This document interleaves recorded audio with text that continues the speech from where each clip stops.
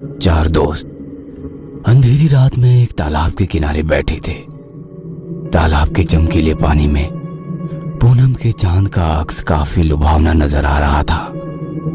बीच बीच में काले बादल चांद को अपनी आगोश में लेकर आगे निकल जाते। सभी दोस्त हंसी मजाक कर रहे थे।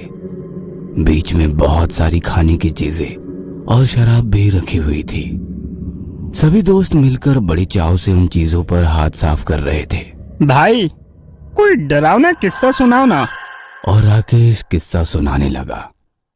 रात के करीब 1 बजे थे। आधी रात का वो समय, साथ ही हल्की बूंदाबूंदी देखकर लग रहा था कि जोरों की बारिश होने वाली है। शहर की सुनसान सड़क पर एक ऑटो चलता हुआ दिखाई दे रहा था। ऑटो ड्राइवर हल्की सीटी बजाते अपने मोड में था कि तभी सड़क की एक तरफ कोई खड़ा नजर आया। ऑटो नजदीक ले जाते हुए ऑटो ड्राइवर ने पूछा, कहाँ जाना है? अगली नुक्कड़ पर। और वो महिला ऑटो में सवार हो गई और कुछ ही देर में उनकी ऑटो दोबारा उस सुनसान सड़क पर चलने लगी। ऑटो में बैठे उस औरत का पल्लू धीरे धीरे रिक्शे से बाहर जाते हवा में लहराने लगा।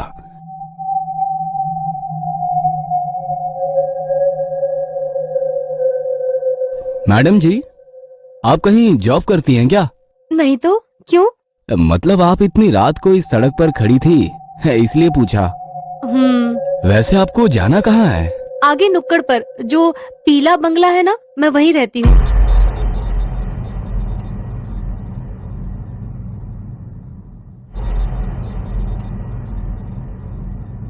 पर उस बंगले के बारे में मैंने तो कुछ अजीब सी बातें ही सुन रखी है। अजीब सी बातें? जैसे कि? मतलब उस बंगले में कोई बुरी आत्मा रहती है जो लोगों को जान से मारती है। अल्लो, मेरा बंगला भी आ गया। ऑटो उस बंगले के गेट के बाहर आकर रुक जाती है। ऑटो वाला धीरे से अपना सर ऑटो से बाहर निकालकर बंगले की ओर देखता है। बंगला काफी अजीब डरावना लग रहा था, जैसे कोई वीरान खंडहर हो। ऑटो से नीचे उतरकर वो महिला अपनी पर्स टटोलने लगी। भैया 2 मिनट रुको, मैं पैसे लेकर आती हूँ। इतना कहकर वो औरत गेट खोलकर बंगले के भीतर चली गई। ऑटो ड्राइवर के पास रुकने के अलावा कोई चारा ना था। वो डरा सहमा सा उस बंगले को निहार रहा था। मैडम के बंगले के अंदर जाते ही लाइट शुरू हो गई और कुछ सेकंड बाद दूसरे मंजिल की लाइट भी शुरू हो गई।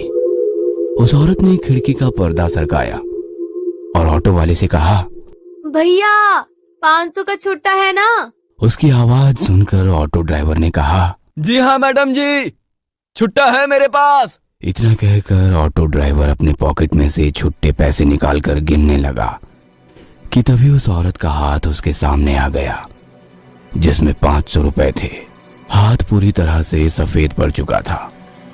ऑटो वाले ने उस औरत की तरफ देखा और उसकी जुबान जैसे हलक में अटक गई, क्योंकि वो औरत अभी भी बंगले के भीतर खिड़की में खड़ी थी। उसका लंबा हाथ बंगले से निकलकर उस ऑटो ड्राइवर के पास पहुंच चुका था। उस औरत की लाल आंखें उसे लगातार घूरे जा रही थी। उसका डरावना रूप देखकर ऑटो ड्राइवर ने झट से ऑटो स्टार्ट की और बिना पीछे मुड़े तेजी से निकल गया। अरे फिर उस ऑटो ड्राइवर का क्या हुआ? क्या होना था? ऐसा खौफनाक दृश्य देखकर अगले 8 दिन तक बुखार से घर के बिस्तर पर पड़ा रहा। ये घटना बचपन से सुनता आया हूँ, कोई नया किस्सा सुनाओ यार। यार फिर भी ये काफी डरावनी घटना थी। विजू ने कहा, और कोई डरावना किस्सा बताओ ना। इस अंधेरी रात में डरावने किस्से सुनने में बड़ा मजा आता है। ठीक है तो सुनो। एक लड़की रोज सुबह जल्दी उठकर गांव के इकलौते कुएं में पानी भरने के लिए जाती थी। सूरज निकलने के बाद भीड़ होने के कारण वो सूरज निकलने से पहले ही कुएं में पानी भरने के लिए पहुंच जाती। उस दिन भी वो सवेरे सवेरे कुएं पर पानी भरने के लिए पहुंची। अभी भी काफी रात थी। कुआं गांव से थोड़ा दूर होने के कारण एक कच्ची सड़क से जाना पड़ता था। लड़की कुएं के पास पहुंची और बाल्टी कुएं में गिरा दी। कुएं से एक बाल्टी पानी निकालकर वो अपने बर्तन धोने लगी। रात के सन्नाटे में उसकी चूड़ियों की खनक साफ साफ सुनाई दे रही थी। पूनम का चांद अभी पश्चिम दिशा की ओर झुक रहा था। आसमान भी साफ होने के कारण काफी अच्छी रोशनी बिखरी हुई थी। वह लड़की अपने काम में मशगूल थी। बर्तन धोते वक्त एक चूड़ी टूट गई और उसके हाथ में जा घुसी, पर उस लड़की ने हाथ से बहते हुए खून पर ध्यान नहीं दिया। उसने बाल्टी दोबारा से कुएं में डाली और धीरे धीरे ऊपर खींचने लगी। तभी उस सुनसान गहरे सन्नाटे से उसे एक अजीब सी आवाज सुनाई दी। काफी स्वादिष्ट है। उस पल की आवाज ने उस लड़की का ध्यान अपनी तरफ आकर्षित कर लिया। वो कुछ सेकंड वैसे ही चुपचाप खड़ी रही। आवाज की दिशा समझ में नहीं आ रही थी, पर आवाज बिल्कुल साफ साफ सुनाई दे रही थी और दोबारा वही आवाज उसके कानों में गूंज उठी। काफी स्वादिष्ट है।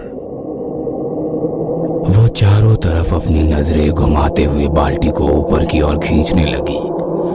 बाल्टी ऊपर आ गई। उसने बाल्टी उठाई, पर बाल्टी के अंदर का पानी काफी गंदा नजर आ रहा था। उसने धीरे से बाल्टी के पानी में हाथ डाला।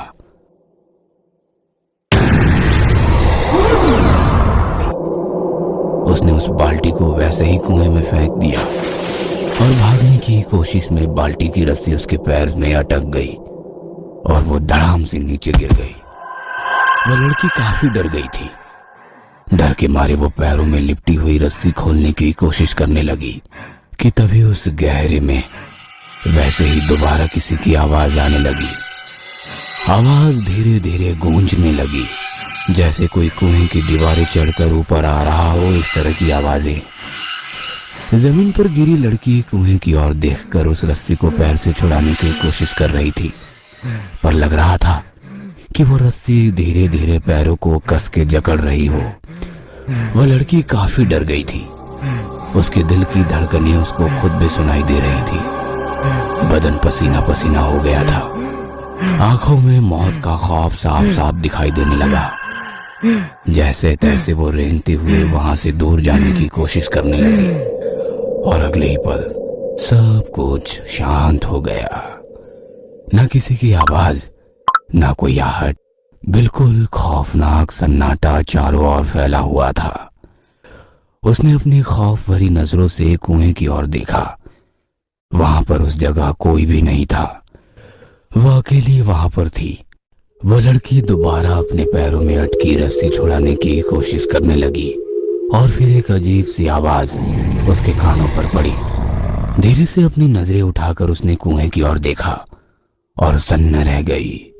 कुएं के अंदर की दीवार से एक खौफनाक चेहरा उसे झांक रहा था। उसकी आंखें फटी की फटी रह गई। वह कुछ समझ पाती, ने उसके पैर में बंधी हुई रस्सी को कुएं के अंदर खींच लिया और वो लड़की कुएं के उस गहरे पानी के अंदर समा गई। यार, ये तो काफी डरावनी घटना थी। फिर उस लड़की का क्या हुआ? और क्या होता, 3 दिन बाद उसकी लाश कुएं के पानी के ऊपर तैरती नजर आई। यार चलो एक और किस्सा सुनाओ, मजा आ रहा है। अरे पागल, बहुत रात हो गई है, अभी यहाँ से जाना होगा, वरना हमारा किस्सा लोग सुनाएंगे। वैसे भी ये काफी डरावनी जगह है और इस जगह के बारे में भी बहुत सारे किस्से मशहूर है। हाँ पता है, इस तालाब के भीतर एक आत्मा है। जो लोग पानी में तैरने के लिए आते हैं उन्हें पानी के अंदर खींच लेती है। अबे बकवास बंद करो, ये सब मनगढ़ंत कहानियां हैं। मैं कई बार यहाँ तैरने के लिए आया हूँ, मुझे तो कभी ऐसा महसूस नहीं हुआ। ऐसा कहकर वो उठकर खड़ा हो गया और पानी से भरे तालाब की ओर देखकर चिल्लाने लगा। ए पानी वाले भूत, चल निकल बाहर, मैं तुझसे नहीं डरता। देखा, कोई भूत भूत नहीं है, खाली वहम है यार। इतना कहकर वो पीछे मुड़ा और वहीं बेहोश हो गया। अगले दिन अस्पताल के बेड पर वो बेहोशी की हालत में पड़ा था। उसके पास माँ और पिताजी गुमसुम से बैठे थे कि तभी उसे होश आ गया। पास खड़े डॉक्टर ने पूछा, अब कैसी है तबीयत? ठीक हूँ डॉक्टर साहब। वैसे हुआ क्या था? चारों की काफी गहरी दोस्ती थी। महीने में एक बार वे खाना पकाकर मस्ती करने उस तालाब के पास जाते थे।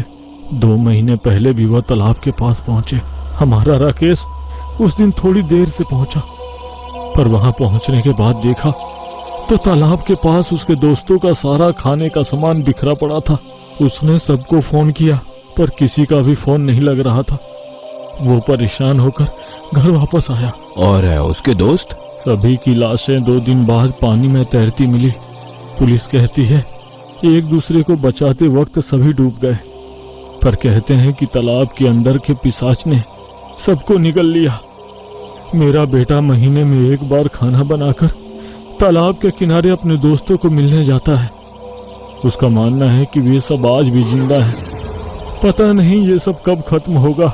और नम आंखों से उसने अपने बेटे की तरफ देखा।